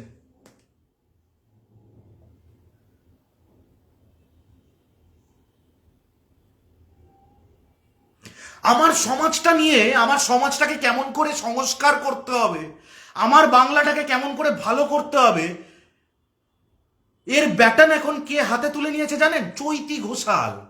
উমা, এ কি! আমি বিশ্বাস করুন আমার নিজের জন্মের পর থেকে, জন্মেই তো টিভি দেখতে শুরু করিনি, আমি সুমন দে নই, আমি জন্মের কিছু বছর পর থেকে টিভি দেখি। তা আমি জন্মের যত বছর পর থেকে টিভি দেখছি আর এই আজকে এতদিন অবধি, এই এতগুলো বছর আমি চৈতি ঘোষালের একটাই সেই শিশু শিল্পী হিসেবে অভিনয় দেখলাম, কি অমল এলে বলো সুধা ওকে বলেনি। অমল আর দইওয়ালা। চৈতি ঘোষাল সেই অভিনেত্রী যার কেরিয়ারটা শেষ হয়ে গেছে 30 বছর আগে। তিনি আজকে সেলিব্রিটি উপাধি নিয়ে ঝুনঝুনি আন্দোলনে সামিল হয়েছে। কেন? কেন? আপনি বলবেন পার্সোনাল অ্যাটাক করছি, আমি বলবো আমার রাজ্যের মুখ্যমন্ত্রী একজন মহিলা, আমাদের মাতৃসম, তাকে আপনারা যে পার্সোনাল অ্যাটাক গুলো করেছেন তার কিয়ত অংশ যদি আপনাদেরকে করি না, কিয়ত অংশ পালানোর জায়গা পাবেন না, দেখবেন করব। আমি সেই অনিন্দ্য চৌধুরী যে একটা ফেসবুক লাইভ করে সারা বাংলায় পোস্টার ফেলিয়ে দিয়েছিলাম, সব চ্যানেল খবর করেছিল যে শুভেন্দু অধিকারীর বিরুদ্ধে সিবিআই তদন্ত চাই। তারপরে সিবিআইও বাধ্য হয়েছিল শুভেন্দুকে একটা চিঠি দিতে। আমি সেই অনিন্দ্য চৌধুরী। দেখবেন আপনারা যে পার্সোনাল অ্যাটাক গুলো প্রত্যক্ষভাবে করছেন বা পরোক্ষভাবে মদত দিচ্ছেন, পোস্টার পড়ে গেলে কেমন লাগবে দেখবেন। তখন অমল একাই রয়ে যাবে, দইওয়ালা আর আসবে না। দইওয়ালা বলবে আমি আলিমুদ্দিনে আটকে আছি, সরি কাকা, পকেট ফাঁকা। কত নাটক! 14ই অগস্ট বাংলার মানুষকে ভুল বোঝালো, বললো স্বতঃপ্রণোদিত একদম স্বতঃস্ফূর্ত আন্দোলন। বাংলার মানুষ ভুল বুঝলেন। আমি মানুষকে দোষারোপ করি না, মানুষ প্রতিবাদে নেমেছিলেন, যে তদন্ত চাই, বিচার চাই, মানুষ প্রতিবাদে সরব হয়েছিলেন। সেই মানুষ সেই রাতেই মুখ ভার করে বাড়ি ফিরেছিলেন, কারণ প্রত্যেকটা মিছিলে তারা দেখেছিলেন সিপিএম, এসএফআই, ডিওয়াইএফআই এর নেতা নেত্রীরা এবং তাদের পতাকা জল করছে। তারপর থেকে একটা মিছিল দেখান আপনি, একটা কোনো জমায়েত দেখান যেখানে সেই 14 তারিখ রাতের মতো স্বতঃস্ফূর্ত আপনি পার্টিসিপেশন দেখছেন সাধারণ মানুষের। এমনও হয়েছে অন্তঃসত্ত্বা মহিলারা পর্যন্ত নিজের পরিস্থিতিটা বাজি রেখে, নিজের মাতৃত্বকে বাজি রেখে প্রতিবাদে সরব হয়েছিলেন। আমরা স্যালিউট করি সেই মহিলাদেরকে। কিন্তু সেই মহিলারাও ঠকেছেন সেদিন রাতে, যখন তারা দেখেছেন তারা যে মিছিলে গেছেন সেই মিছিলটা কোনো স্বতঃস্ফূর্ত মিছিল না, ওটা সিপিএম এর মিছিল। তারপর থেকে একটা কোনো কনস্ট্রাকটিভ জমায়েত দেখান। আমি বলছি সিপিএম 2021 সালের বিধানসভা নির্বাচনে আনুমানিক 60,17,300 সামথিং ভোট পেয়েছে। তৃণমূল পেয়েছে 2,20,00,000 প্লাস। ওই তুল্যমূল্য বিচারে আমি যাচ্ছি না। আমি বলছি সিপিএম যদি 294 আসনে 60 লক্ষ ভোট পেয়ে থাকে, তবে কেন্দ্র পিছু ওদের গড় মোটামুটি ধরুন ওই 20,500-400 এরকম আশপাশে। তাহলে কেন্দ্র পিছু, প্রতি বিধানসভা কেন্দ্র পিছু সিপিএম এর 1000 ভোটার আছে। বিধানসভায় শূন্য, সেটা আলাদা কথা, কিন্তু 1000 ভোটার আছে। আমি বলছি এই 1020 ভোটারের মধ্যে 10%, মানে 2000কেও এক একটা কেন্দ্রে আপনারা রাস্তায় নামতে দেখেছেন? 14 তারিখটা ধরবেন না, ওটা কিন্তু স্বতঃস্ফূর্ত মানুষের আন্দোলন ছিল, ওটাকে খাটো করবেন না। ওটাকে সিপিএম খাটো করেছে, তাই ওদের দিক থেকে মানুষ মুখ ফিরিয়ে নিয়েছে, আর ওই আন্দোলনে সামিল হয় না, আর ফাঁদে পা দেন না বাংলার মায়েরা, বাংলার বোনেরা, দিদিরা। আপনি বলুন, প্রত্যেকটা বিধানসভা কেন্দ্র পিছু আপনারা 14 তারিখের পরের কোন রকমের কোন রাত জাগো, দিন জাগো, দুপুর জাগো, ভোর জাগো, ঝুনঝুনি বাজাও, খঞ্জুনি বাজাও, কিছুতে আপনারা 2000 মানুষকে দেখেছেন? দেখেননি। আপনারা দেখেছেন খুব বেশি হলে 200 থেকে 300 মানুষকে। সেন্ট্রালাইজড ভাবে কি করেছে, আজকে এই গল্পটা আপনাদের বলি। আইটিসি রয়্যাল বেঙ্গলের ওপর থেকে একটা ছবি নিয়েছে। প্রথম কথা হচ্ছে, সর্বহারা ছবি তুলতে গেছে আইটিসি রয়্যাল বেঙ্গল, এটা হচ্ছে মজা, বাদ দিলাম। দ্বিতীয় কথা, আইটিসি রয়্যাল বেঙ্গল থেকে ছবি তুলে দেখাচ্ছে কলকাতা পুরো অন্ধকার। কবে দেখাচ্ছে? 4 তারিখ রাত্রিবেলায়। সেই ছবিটা কোথাকার তুলেছে জানেন? আইটিসি রয়্যাল বেঙ্গলের সামনে হচ্ছে বাইপাস, উল্টো দিকে হচ্ছে ধাপার মাঠ। ধাপার মাঠের ছবি তুলেছে, ওপর থেকে দেখা যাচ্ছে রাস্তায় আলো, মা ফ্লাইওভারে আলো, ওদিকে ধাপার মাঠ, ধাপার মাঠ অন্ধকার।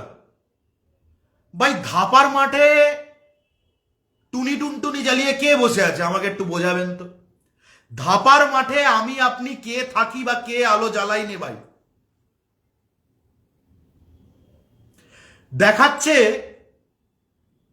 সিএসসি তে 44 লক্ষ লোক 4 সেপ্টেম্বর রাত 9টা থেকে 10টা কোনো বিদ্যুৎ কনজিউম করেননি। এরা ভুলে গেছে যে এরা শুধু আলো নেভাতে বলেছিল, এরা আলোর সঙ্গে fan, fridge, TV, charger, laptop, microwave সব বন্ধ করে দিয়েছে। করুক, আমার আপত্তি নেই, কিন্তু মজার কথাটা কি জানেন? সিএসসি যে কোম্পানিটা বিদ্যুৎ সরবরাহ করে, তাদের মোট গ্রাহক সংখ্যাই হচ্ছে 34 লক্ষ, আর হারমাদরা বলছে 44 লক্ষ সিএসসি গ্রাহক আলো নিভিয়ে দিয়েছে। আপনি বুঝতে পারছেন আমাদের ওই বোনের ধর্ষণ, খুন, সেটা কেমন ভাবে পলিটিক্যালি ইউজড হচ্ছে প্রতিনিয়ত, প্রতি পদক্ষেপে। ডাক্তারদের কাছে আজকে আর বলার মতো কিছু নেই, তাই তারা বলছে 12 জন যাবো না 30 জন যাবো। এ কি বায়না নাকি?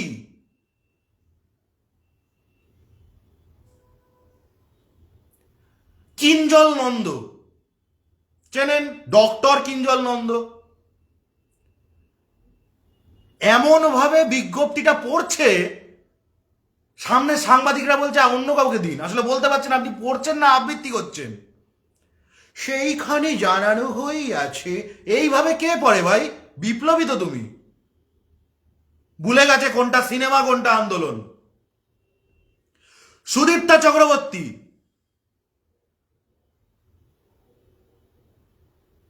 সুদীপ্তা চক্রবর্তী এমন পুরস্কার বাংলার সরকারকে ফেরত দিয়ে দিলেন যে পুরস্কারটা উনি জীবনে পাননি।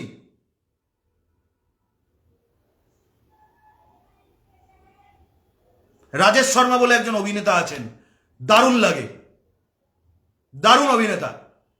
এই রাজেশ শর্মার একদিন কাজ ছিল না বলে তার স্ত্রী তাকে বাধ্য করেছিলেন আত্মহত্যা করতে যেতে। সেই রাজেশ শর্মা আজকে হিন্দির অন্যতম অন্যতম অন্যতম জনপ্রিয়তম একজন স্টার। আমরা আনন্দিত, গর্ব হয় রাজেশ শর্মাকে দেখলে আমাদের। তৎকালীন সেই স্ত্রীর নাম খুঁজে নিন, গুগল আছে, সব নির্ভীক উত্তর বলবে নাকি? সব শেষে বলি, পুলিশ।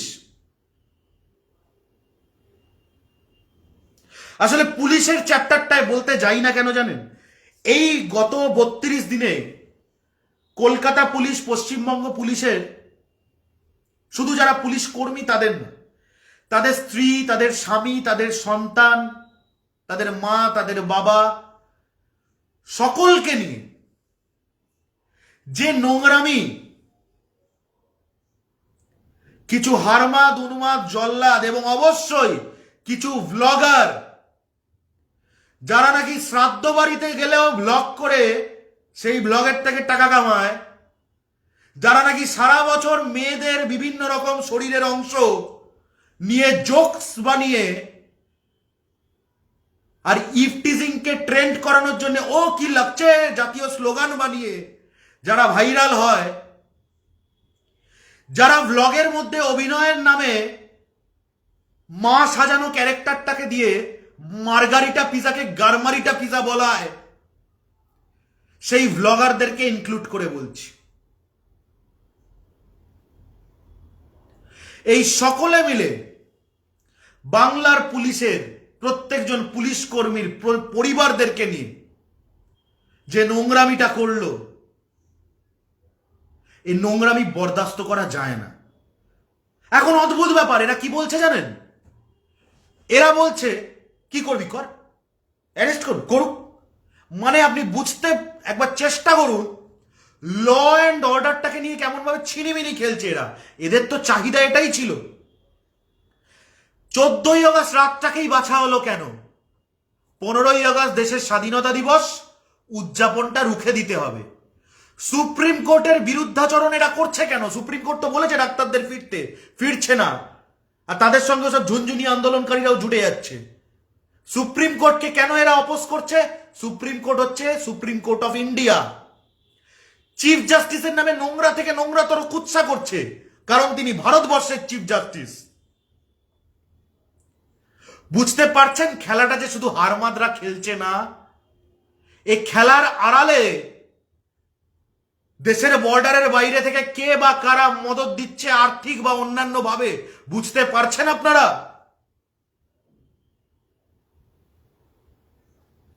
আমি বলছি না টালিগঞ্জের কোনো অভিনেতা বা অভিনেত্রীকে এসে আইএসআই এর কেউ টাকা দিয়ে যাচ্ছে, এদেরকে এতটা সিরিয়াসলি কেউ নেয়ও না। আমি বলছি মোটিভটাকে কেমন ভাবে ক্রস বর্ডার ফান্ডিং করা হচ্ছে বুঝতে পারছেন? বারবার আক্রান্ত হচ্ছে কি আমার দেশের ল অ্যান্ড অর্ডার, আমার দেশের সুপ্রিম কোর্ট, আমার দেশের চিফ জাস্টিস, আমার দেশের independence day. Are you getting my point? এই কথাগুলো শুনতে বেশি ভালো লাগতো না? বেশ এখানে আমি একটা টাই পরতাম, একটা আমার চারিপাশে বেশ অনেকগুলো ভার বসে থাকতো, আমার পিছনে একটা বিরাট বড় এলইডি টিভি, ওটা আমার বাবার বিয়ের ভিডিও চলছে, তাহলে ভালো লাগতো না?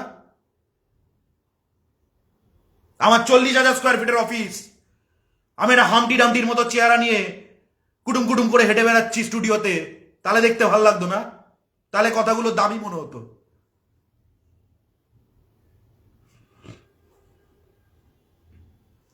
বাংলার একজন পুলিশ কর্মী, একজন মহিলা পুলিশ কর্মীকে ওই 14 তারিখ রাত্রিবেলায় তার দৃষ্টি কেড়ে নেওয়া হলো, তার চোখ কেড়ে নেওয়া হলো, কোনো প্রতিবাদ নেই। একজন সাইবার সার্জন, তারও চোখ কেড়ে নেওয়া হলো 27 তারিখের ওই জঘন্য একটা নির্মম একটা বিষয়, যাকে আন্দোলন বলে অনেকে চালানোর চেষ্টা করছিল। নেই। 32 দিনে 32টা ফেক নিউজ, 32টাই বাস্ট করেছে নির্ভীক উত্তর।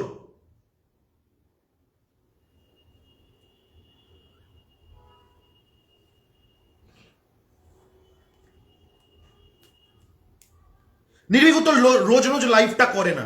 কেন করে না? তার কারণ রোজ লাইভ করলে অনেক তথ্য দিয়ে দিতে হবে। তথ্য বলতে মনে পড়ল, কি বলি, কত আর লুকাবো।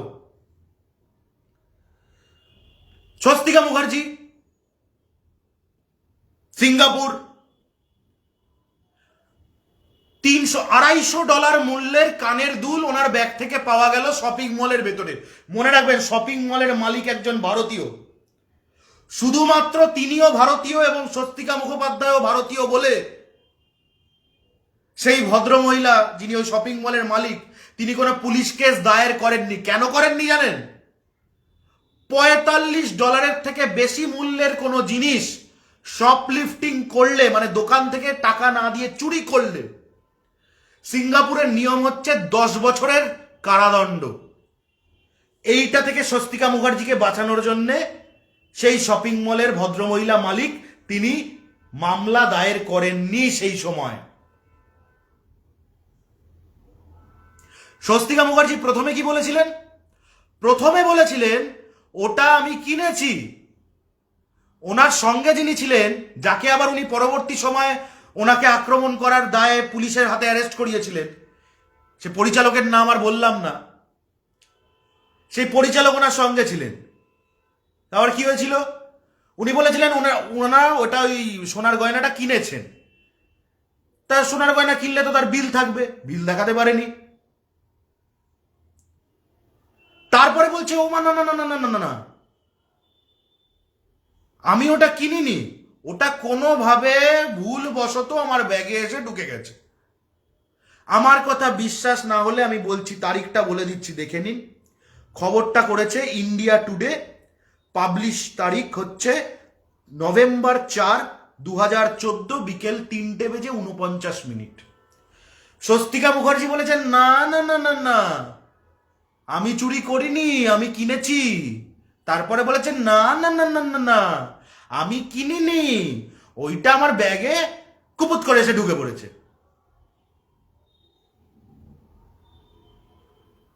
বলি চোর ছাচরের থেকে শুনতে হবে বাংলাটা কেমন ভাবে রাখবো। বলি শপলিফটারের থেকে শুনতে হবে আমার মুখ্যমন্ত্রী কেমন কাজ করেন। হ্যাঁ,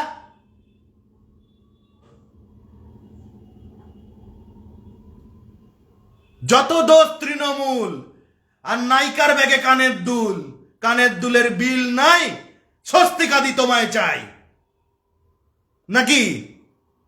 ঝুনঝুনি আন্দোলন।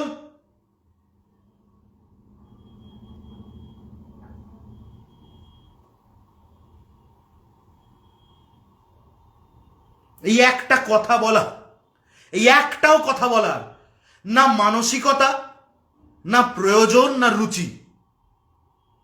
বলতে বাধ্য হচ্ছি, তার কারণ দেখতে পাচ্ছি প্রতিনিয়ত মানুষকে ভুল বোঝানো হচ্ছে। আরে কি করে সুপ্রিম কোর্ট এখনই বলে দেবে ফাঁসি? সিবিআই তো করতে দিচ্ছে না।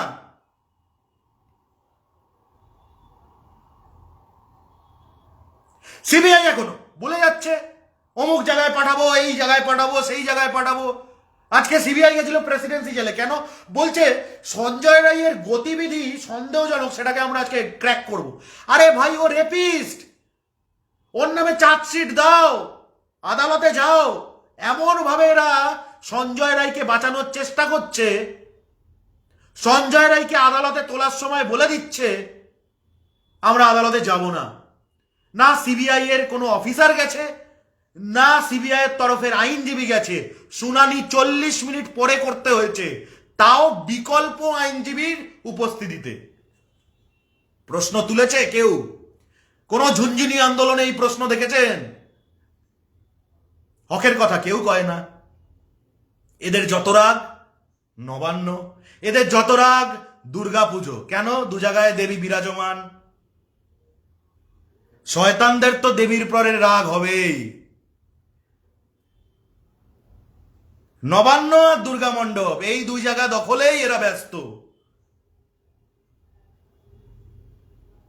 সন্দীপ ঘোষ এতই কোরাপ, সিবিআই বলছে ওকে আমরা হেফাজতেই চাই না, পরে দেখা যাবে নেব। বিচারক বলছেন এ আবার কি, পরে দেখা যাবে নেব। ওই পরে দেখা গেলে আমি তখন আবার দেবো কিনা আমার ব্যাপার।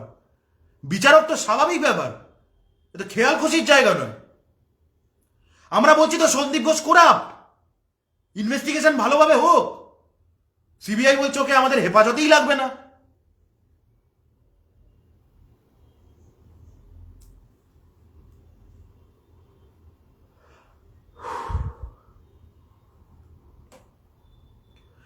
সঞ্জয় রায় গ্রেপ্তার,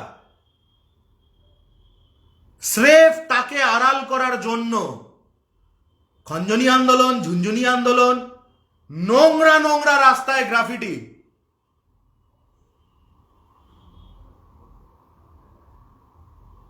আমাদের স্বপ্ন ভাইটার হত্যাকারীরা গ্রাফিটি আঁকছে রাস্তায় বসে।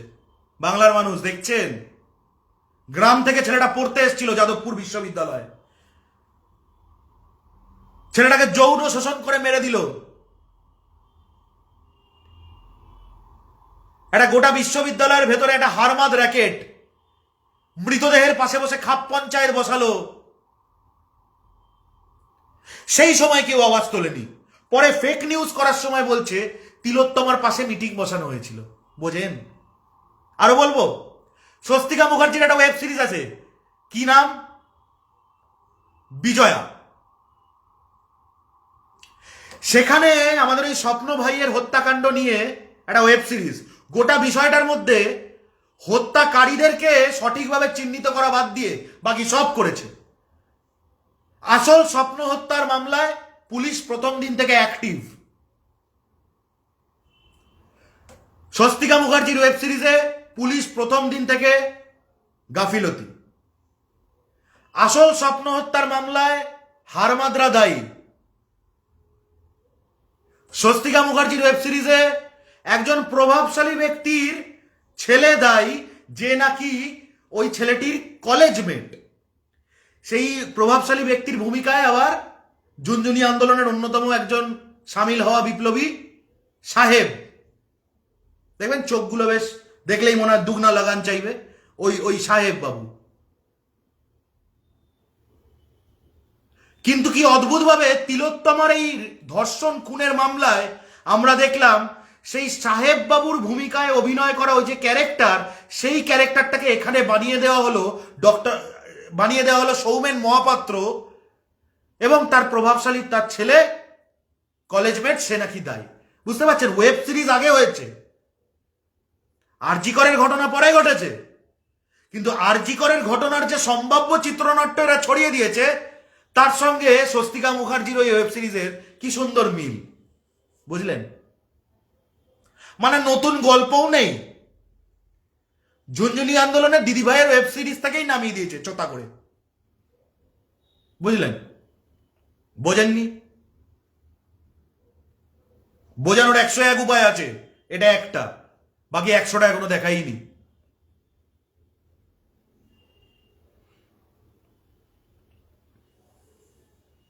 আরো স্বস্তিকা মুখার্জির ওই ওয়েব সিরিজে দেখাচ্ছে কেউ বা কারা স্বস্তিকা মুখার্জিকে টাকা নিয়ে রফা করে নিতে বলছে। শোনেননি এরকম কথা আরজি করের ঘটনায়? প্রথমে কিন্তু শোনেননি, প্রথমে কিন্তু নির্যাতিতার মা বাবা স্টেটমেন্ট দিয়েছিলেন, তারপরে অন্য শুনলেন না। তাহলে কি হলো? আগে ওয়েব সিরিজ, পরে ধর্ষণ খুন, তার বেশ কিছুটা পরে চিত্রনাট্য কবর খুঁড়ে বের করে আবার নতুন করে সাপ্লাই। কেমন লাগছে বাংলা? আপনার ঘরের মেয়ে, আমার ঘরের মেয়ে, ওই মেয়েটা তো আমাদের সবার ঘরের মেয়ে। মেয়েটার ধর্ষণ হলো, মেয়েটার চোখ গেলে দেওয়া হলো, খুন করে ফেলা হলো, ডেসক্রিপশনে যাব না আমি আর। ধর্ষণ এই শব্দটাই যথেষ্ট। অথচ কি অদ্ভুত ব্যাপার, এই একজন ঝুনঝুনি আন্দোলনকারীকেও আপনি দেখবেন না যখন রাজভবনে আমাদের আরেক তিলোত্তমা শ্লীলতাহানির শিকার হয়েছিলেন, তার পাশে গিয়ে দাঁড়িয়েছিল। এই একজন ঝুনঝুনি আন্দোলনকারীকেও আপনি ফেসবুকে দেখেছিলেন পোস্ট করতে? ফিরে যান পিছনে, সবার ওয়ালগুলো চেক করুন তো, আজকে প্রশ্ন করুন না কেন। ধর্ষণ মানে চরম পাশবিকতা। আমি বলবো ধর্ষণের সামনে মৃত্যু কিছুই না। ধর্ষণের থেকে নির্মম পাশবিক আর কিছু হতে পারে না। তাহলে আমাদের এই তিলোত্তমা বোনটার সঙ্গে ধর্ষণ হয়েছিল তো, ধর্ষণ করে খুন। তাহলে আমাদের ওই রাজভবনে কি হয়েছিল? শ্লীলতাহানি হয়নি? কলকাতা পুলিশ সিসিটিভি ফুটেজ থেকে স্টিল পর্যন্ত পাবলিশ করে দিয়েছিল। কেন? কেন রাজভবনের ওই কর্মচারী, ওই দিদি ভাইয়ের, ওনার কোনো আব্রু নেই, কোনো সম্মান নেই, কোনো সম্ভ্রম নেই? ওনার জন্য বলা যায় না? না কেন? ওনার জন্য তো মমতা বন্দ্যোপাধ্যায় আগে বলে দিয়েছে। ও না, ওনার জন্য বলার জন্য তো ফান্ড আসছিল না। আরে ওনার জন্য বলার জন্য তো আগে শেখ হাসিনাকে বাংলাদেশ ছেড়ে পালাতে হয়নি, তাই না?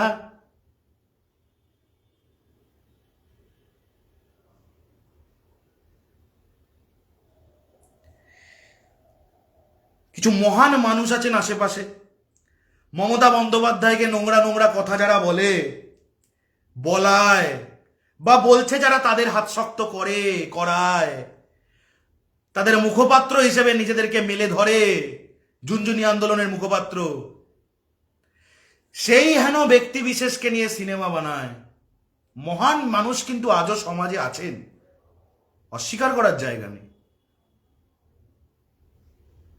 আমি বলি কি, মমতা বন্দ্যোপাধ্যায় কে, কি, কেমন, সেটা কিছু জানোয়ার বুঝতে পারবে, তখন হয়তো অনেক দেরি হয়ে যাবে, কিন্তু বুঝতে পারে। অনেকে ভাবে মমতা বন্দ্যোপাধ্যায়ের বুঝি তাকে প্রয়োজন, তাদেরকে প্রয়োজন। মমতা বন্দ্যোপাধ্যায়ের শুধু প্রয়োজন মানুষকে, আর মানুষের প্রয়োজন তাদের দিদিকে। অনেক গায়ক, নায়ক, খেলোয়াড়, জানোয়ার, অনেকে অনেক নিজেদের মতো করে ভাবে মমতা বন্দ্যোপাধ্যায়কে তারা ইউজ করবে। অত সোজা না।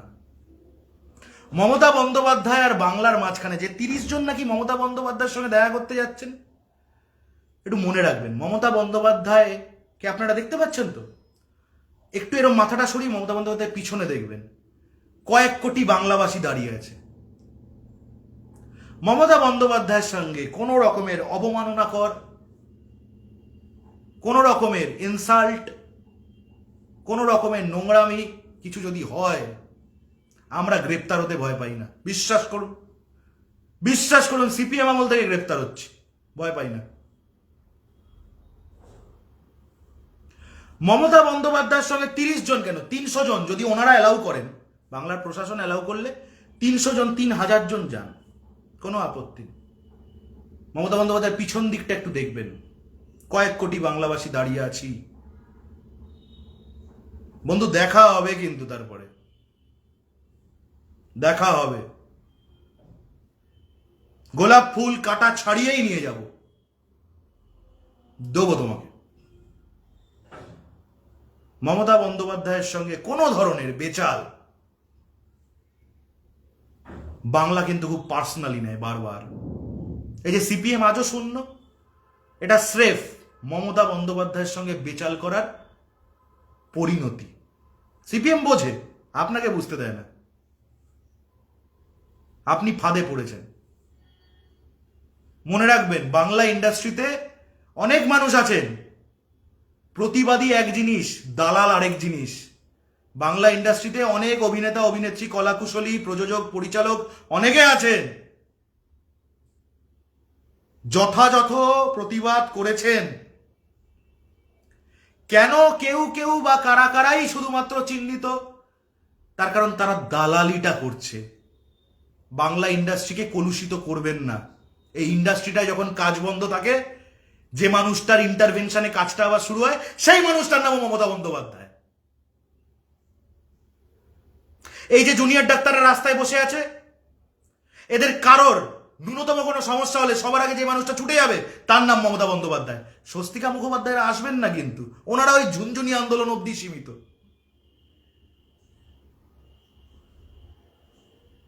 নির্ভীক উত্তর রোজ আসে না,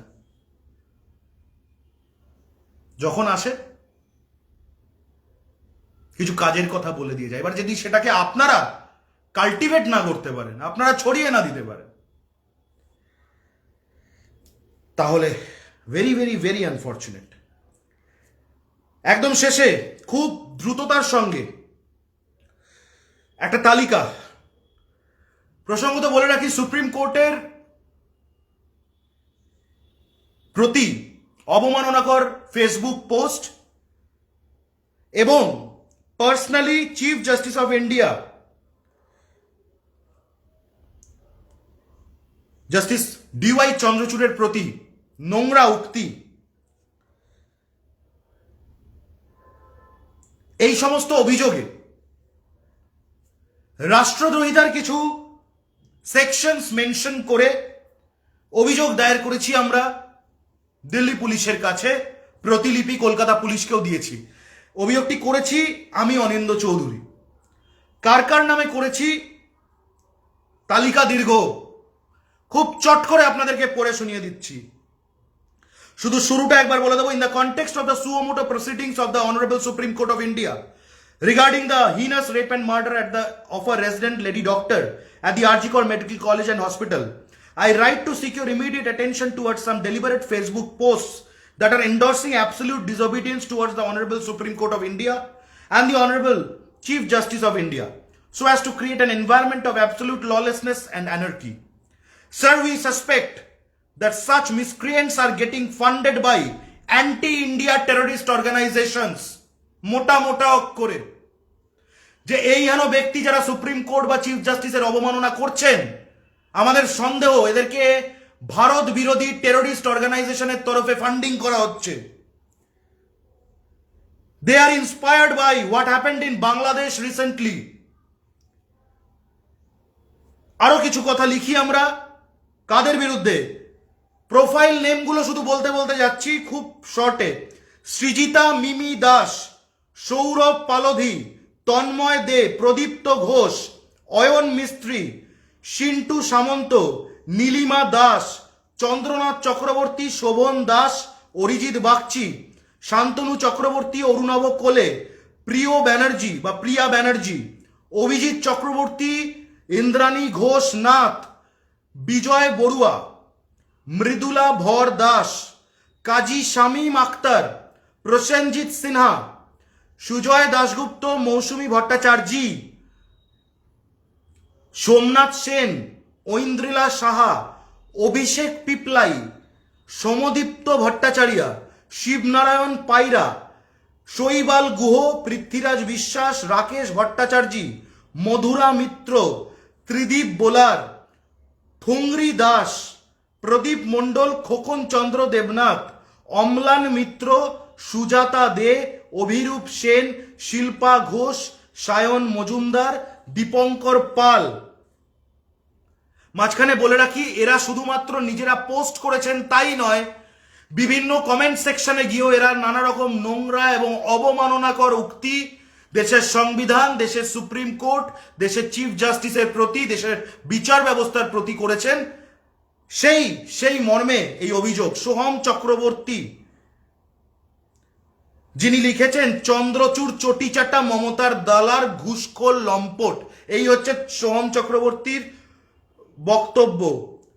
মৌসুমী ভট্টাচার্য বলেছি, অঙ্কন দত্ত, প্রাণেশ দাস, জিতেশ চন্দ্র দত্ত, পার্থিব মুখার্জি, সৈকত বিশ্বাস, মনোজ ধুপিয়া, অরবিন্দ বেরা, অনামিত্র রায়, অনিমেষ ব্যানার্জি, লেদারু দা বলে একটি প্রোফাইল, সায়ন ঘোষ, সৌমেন্দু দে, ডায়েটিশিয়ান সুমনা পাল, দেবর্ষী চট্টোপাধ্যায়, ডায়েটিশিয়ান মধুরিমা পাল, প্রদীপ মজুমদার,